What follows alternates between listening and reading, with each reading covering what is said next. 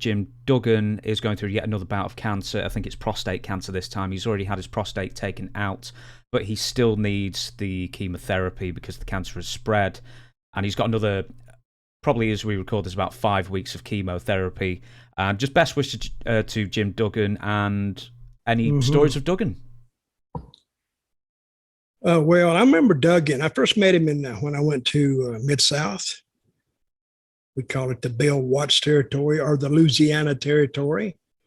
And it was, that territory was huge. It took in all of Louisiana,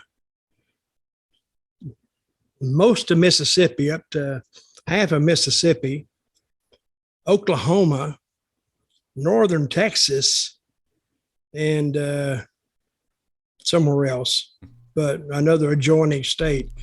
But it was huge because the miles there were ungodly. We drove more miles there than truck drivers did. And they were long trips. Some trips were 400 miles one way.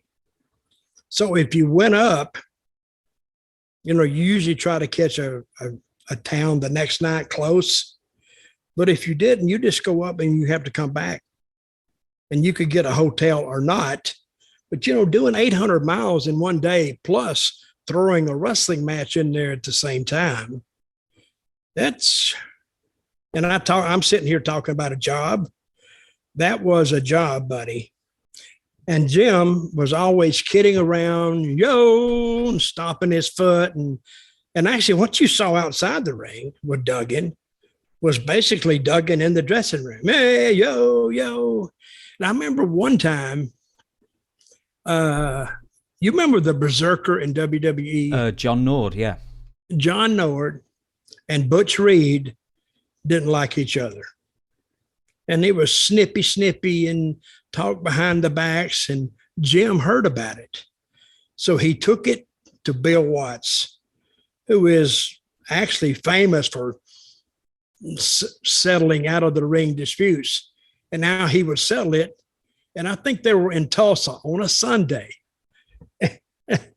And I think Bill and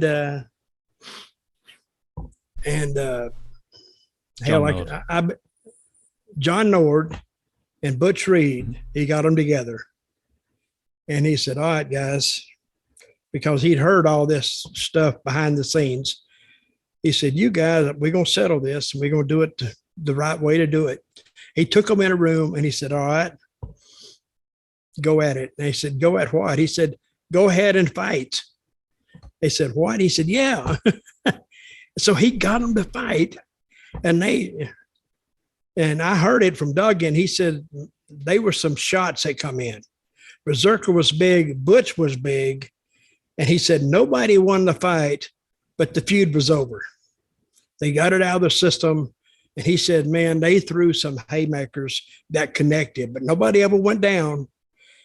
And actually, Duggan said he was proud of both guys. And they shook hands and left, and no more trouble. And that's the way you settled it. Where was this fight? Was it in the ring? Was it in Bill's office? No. It was in Tulsa in the back. During the show. It was about, I don't know, I think we wrestled Tulsa in the afternoon. Then that night we would go to Oklahoma City, and that was the night. That was the double header.